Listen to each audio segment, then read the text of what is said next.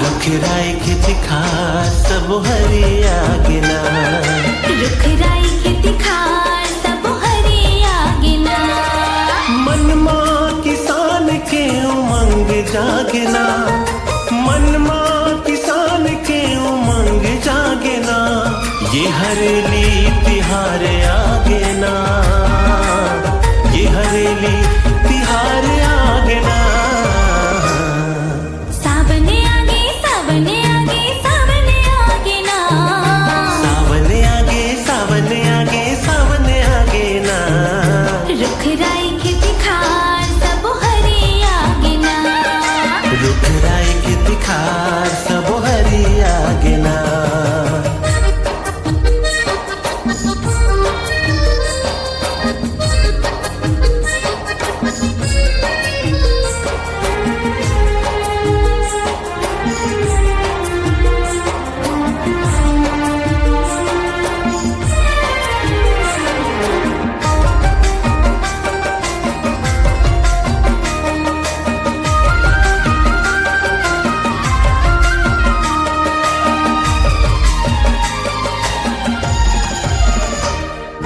झिमिर झिमिर पानी गिरे बादर करिया गे, सर सर पुरवाही राग गुनगुनागे।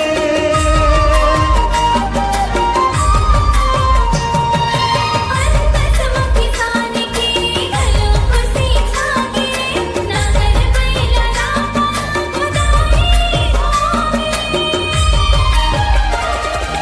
गौ लगहु पिसान के लोंदी खवाबो, किसानी समान के पूजा न करबो।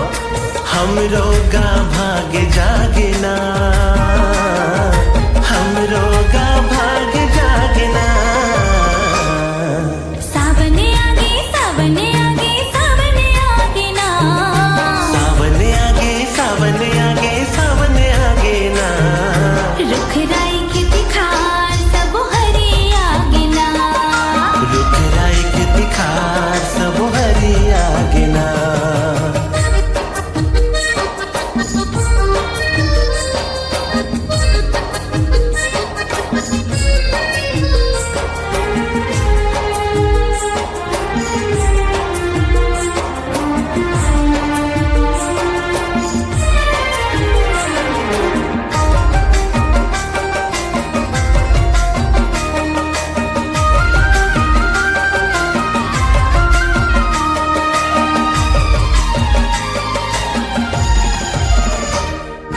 ऐसे लागे धरती हरियर चदर ओढ़े, कंचन माटी मस घयोस मोती माढ़े।